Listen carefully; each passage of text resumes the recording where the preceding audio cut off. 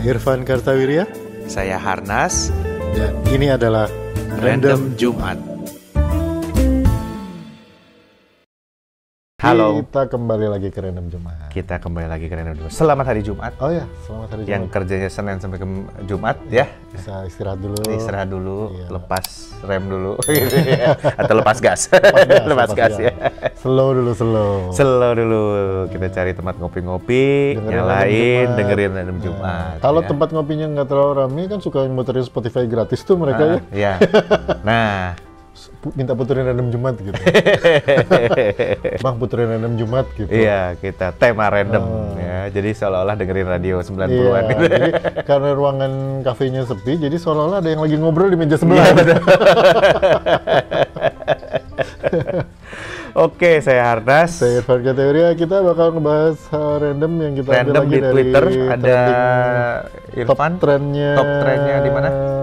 Ini karena gue rada ini sama top trend Indonesia ya, yang suka ajaib-ajaib, jadi gue pakai top trend negara lain gitu. Dan ini ada yang bagus nih. Top trendnya adalah Airbnb. Oh, Airbnb. Okay.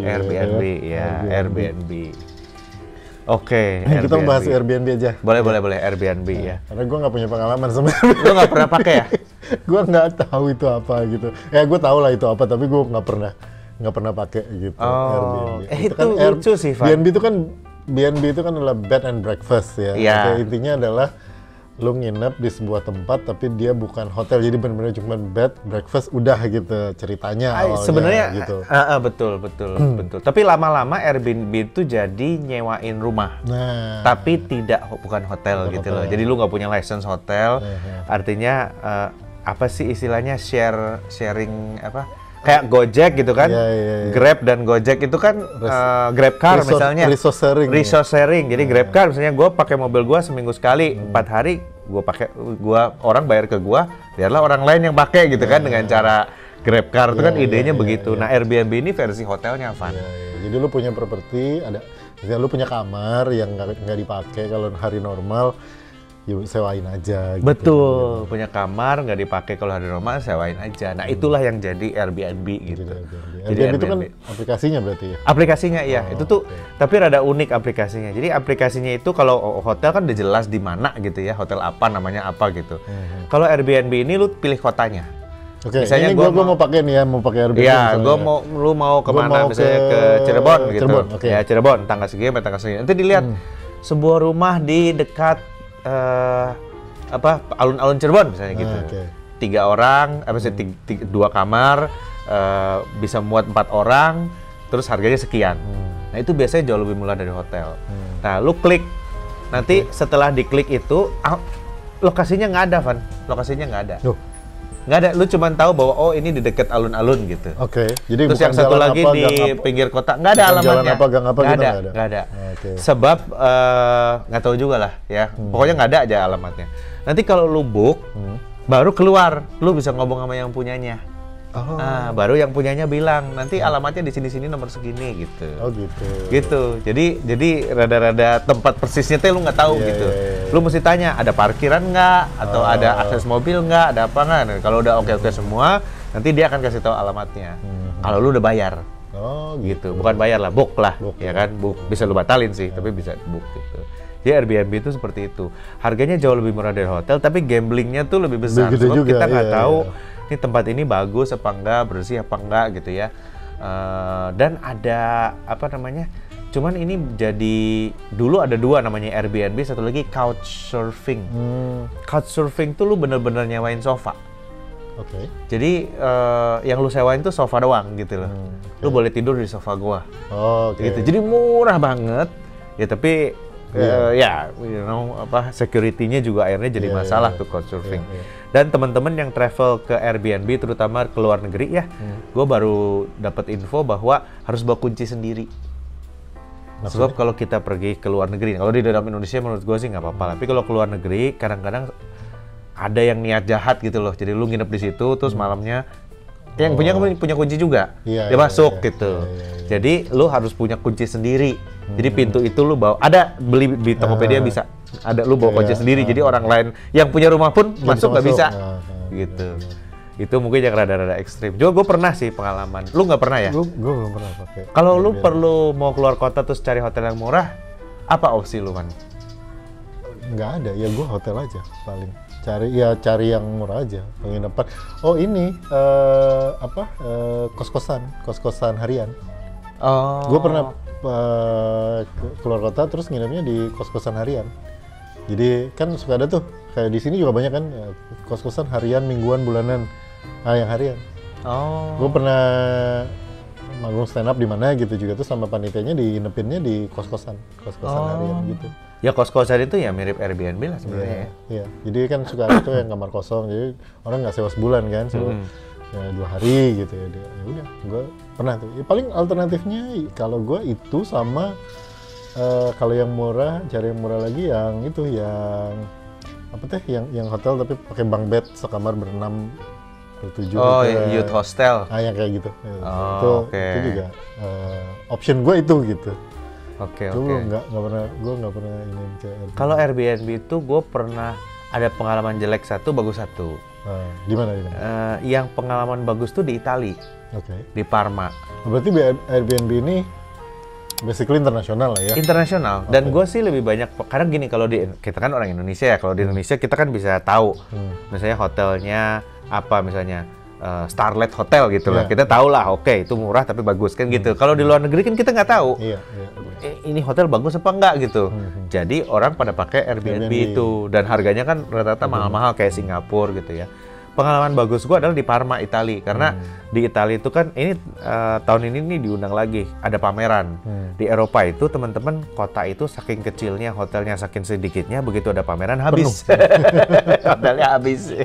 Jadi harganya semalam bisa 5 juta gitu kan. Kan nyebelin banget bayar hotel 5 juta, di sini di Bali lu udah dapat Nusa Dua, di sana lu dapat hotel bekas kastil tua ya. Terus di jendela di dinding tuh banyak poster-poster opera zaman dulu ya. Kalau malam-malam kayaknya kok dia ngedip ya, salah satu gitu. Paling males gue itu.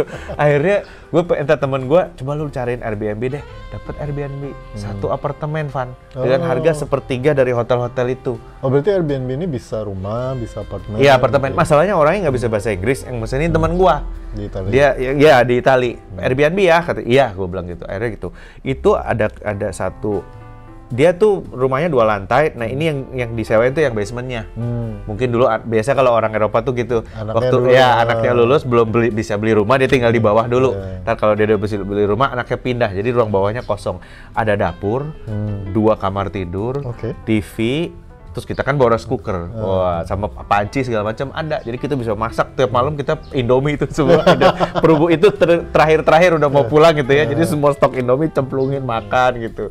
Wah, itu luar biasa tuh, bagus. Cuman gua waktu ke Singapura coba Airbnb, nah itu disaster tuh. Ya kan Singapura harga hotelnya mahal banget ya. Itu kita pilih, buat gua juga udah mahal sebenarnya. Tapi pas waktu masuk ke situ itu tuh sebenarnya atau apartemen tua gitu ya, bukan tua sih, apartemen lama gitu ya, yang lu lihat kayak di film-film apa ya, salah satu film John Wick dulu ada yang orang Jepang salah satu karakter Jepangnya tinggal di satu rumah itu, pokoknya apartemen kecil lah gitu ya, rupanya ada 3 kamar, 3-3-nya disewain. Jadi yang ini ada orang dari mana? Disewain terpisah betul. Yang satu kamar ada orang dari mana? Yang gua satu petak satu kamar itu kasurnya 2 gitu ya. Itu kurang bagus kondisinya. Dan kalau Airbnb itu masalahnya ya nggak ada garansi apa-apa. Lo jelek ya udah apes gitu. Nggak ada standar ya artinya? Nggak ada. Itu makanya kalau teman-teman mau Airbnb, saran saya sih cari orang yang udah pernah nginep situ, teman yang udah pernah nginep situ. Biasa kan ke Jepang tuh, iya. Jadi teman gue bilang satu rumah itu ada hantunya, Airbnb. Nah kan Airbnb kan nggak mungkin nulis begitu review.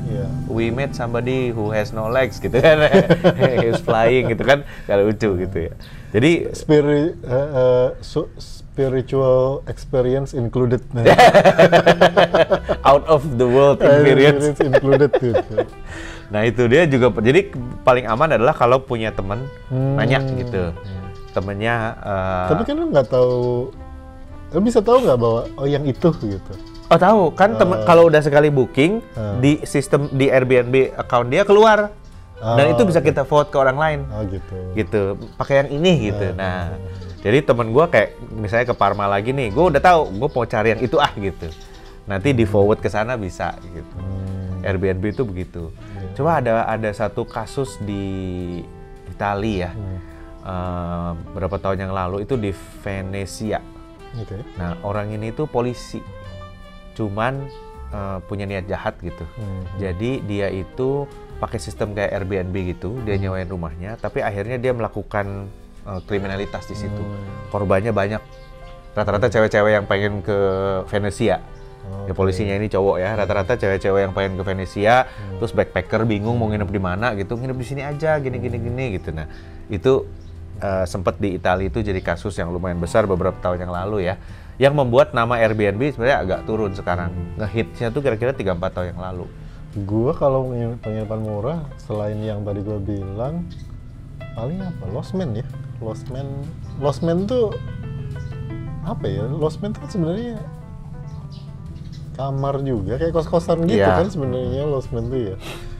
Cuma ada ibu kosnya biasanya. Kalau kos-kosan tuh, kalau kos-kosan harian gitu kan nggak ada ibu kosnya. Kalau Lost Man tuh ada ibu kosnya gitu. Kayak ada yang ngurus lah, ada keluarga atau orang-orang. Nah, Airbnb itu nggak ada, Van. Itu nggak ada. Lu beberes sendiri, ngepel sendiri, gitu loh, beresin kasur sendiri. Airbnb itu nggak ada servis. Nggak ada servis. Tapi biasanya orangnya masih tinggal di situ? Enggak. Nggak selalu. Ada kemungkinan enggak. Kayak waktu gua di Singapura dulu ya, ada kecoa misalnya. Ya, ada kecoa nih gitu. Kan gua nggak bawa semprotan serangga dong. Ya gua harus cari sendiri. Nggak bisa komplain ke orangnya, tolong dong kesini bawa semprotan serangga itu. Gue cari, gue semprot dulu, baru gue komplain ada kecoa nih gitu. Dan besok aja dia mau nggak ngapa-ngapain pun ya udah, lu nggak bisa apa-apa. Paling rating dia jelek aja gitu. Maksud gue, secara umum owner nggak ada di situ? Nggak ada. Rata-rata nggak ada. Cuma kuncinya doang. Kalau yang dulu di Italia orangnya tinggal di atas, tapi nggak pernah ketemu juga gitu. Jadi lu mengurus diri sendirilah, ya kayak kos-kosan sebenarnya, mirip kayak kos-kosan. Tapi kalau gua sih ya terus terang kalau traveling, penginapan itu mungkin Airbnb lebih cocok untuk yang mau keluar negeri dengan betul-betul low budget gitu. Ya betul-betul low budget gitu. Kalau gua tuh kan menganggap hotel itu adalah bagian dari liburannya ya. Lu menikmati fasilitas. Gua menikmati fasilitas gitu loh. Kalau gua harus suruh ngepel satu rumah demi gua ngelihat Italia, mendingan gua ke Cirebon aja. Di situ masih bisa kok dapat hotel Batika gitu ya. Kalau gua sih gitu, Pak. Yang full service. Yang full service gitu. Jadi gua juga agak jarang. Makanya pengalaman gua nggak tahu teman-teman mungkin bisa share. Oh, gua punya Airbnb. Paling populer itu Airbnb di Jepang. Gitu. Karena Jepang rata-rata memang orangnya sudah bersih. Iya. Gitu Dan loh. banyak rumah kosong. Banyak rumah kosong, standar kebersihan dia tuh udah cocok gitu loh. Kalau lu ke India terus Airbnb, waduh kayaknya rada berat. Iya, gue pernah lihat di salah satu liputan itu jumlah rumah kosong di Jepang itu tinggi sekali sampai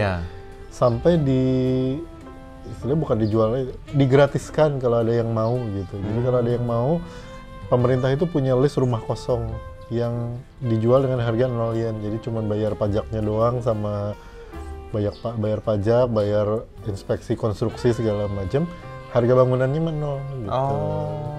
Gitu ya, rumahnya biasanya pinggir-pinggir kota, yang dulunya keluarganya udah nggak sanggup ngurus atau orangnya udah pindah ke kota lain, anak-anaknya nggak ada lagi gitu segala macam. Biasanya sih memang kalau kata di liputan itu ya out of this world experience included biasanya. Nah, gue kan sering keluar kota ya, Van, karena kerjaan gue. Kalau gue lagi on a budget, gue selalu pilih yang branded. Artinya kan branded, misalnya kan hotel yang branded itu, misalnya Five Hotel Amaris gitu ya. Gue tuh lebih pilih itu daripada hotel Citra Indah gitu, yang harganya sama gitu ya. Harganya sama gitu. Terutama kan gue sering traveling ke Bali karena kerjaan. Kadang-kadang Pak lagi bokeh, kadang-kadang lagi ada duit gitu kan. Kalau lagi bokeh gue tetap pilih yang branded. Sebab gue pernah milih sekali yang nggak branded, nggak bisa tidur gue, Van. Karena ada otherworldly experience. Entah kenapa kalau branded itu kayaknya udah included in price gitu ya. Exorcism itu udah termasuk di situ. Bersih, lahir batin. Jadi gue selalu bisa tidur gitu. Padahal itu kamarnya lebih gede, itu punya berpribadi, bapak-bapak yang rumahnya kosong, terus dibikin 4 kamar buat turis gitu. Gue cobain nggak bisa tidur gue. Kenapa gak bisa tidur? Ya nggak tahu sih, gak bisa tidur aja. Bersih nggak? Ya bersih gitu. Tapi gue gak bisa tidur gitu. Padahal gue nggak peka orangnya gitu kan. Jadi gue selalu pilih yang branded. Selalu pilih yang branded. Ini juga nggak sih karena dengan yang pilih yang branded, lo tahu ya harga paling murahnya segitu atau harga paling mahalnya segitu, dan lu dapetnya kayak gitu. Betul, betul. Lu tahu apa yang bakal lu dapet gitu. Iya. Ya kan, ya kasurnya murah segitu, kamar mandinya bentukannya kayak gitu. Iya, betul. Gua sih yang gua cari itu minimum gitu loh. Kan di Indonesia harganya cukup oke kan. Maksud gua yang gua cari itu kalau branded pasti X gitu. Walaupun branded itu juga ada beda-beda, tiap tempat beda-beda loh. Ada yang ya kadang-kadang kita dapat, misalnya yang gua tahu itu misalnya Amaris yang di Tunjungan Plaza yang sebelahnya Joy Marriott itu breakfast buffet-nya bagus. Ke Hotel Amaris ada breakfast buffet, itu cuma di situ. Bagus loh, itu memang betul-betul bagus. Dan sebelahnya Joy Marriott kan gitu. Terus hotel di situ, dekat situ jalan kaki banyak makanan gitu misalnya. Jadi ya gua sih lebih milih yang branded gitu. Ini kalau gue itu yang gue bilang, kalau memang on budget banget, gue ngeliat kegiatan, kalau kegiatannya emang benar-benar cuman ya hotelnya benar-benar cuman buat istirahat doang, buat tidur doang, ya yang gue bilang itu, gue bahkan sampai ke yaitu hostel gitu ya, yang sekamar 3 bunk bed misalnya gitu. Iya. Oh, gue belum pernah kalau rame-rame gitu. Itu syaratnya adalah kalau lu memang kegiatannya padat banget, lu balik ke hotel itu bener-bener jam setengah 10 malam, jam 10 malam, beneran lu masuk kamar, yang lain udah pada ngisi, udah pada tidur semua gitu ya, lu buka loker, masukin tas, terus kunci, naik, tidur gitu. Pagi lu bangun udah pada nggak ada. Gue belum pernah tuh kalau rame-rame gitu. Oh, pernah tapi dulu udah lama. Maksudnya sekarang ini belum pernah. Gitu. Nah, teman-teman ada pengalaman apa di Airbnb? Ya, misalnya ada pengalaman buruk atau baik atau gimana? Silakan share di komen ya. B&B favorit di Indonesia? Ya, di mana? Di Bali misalnya, apa di mana gitu ya? Gitu, di Bandung mungkin. Di Bandung atau gimana? Boleh kita share di komen. Atau malah punya. Saya operate nih beberapa ruangan gitu ya. Boleh share di komen dan nantikan Random Jumat setiap Jumat ya. Jangan lupa like and subscribe dan juga nyalakan notifikasinya. Terima kasih udah nonton Random Jumat, dengerin juga di Spotify. Saya Irfan Kartawirya. Saya Harnas. Kita ketemu di Random Jumat berikutnya. Bye. Bye.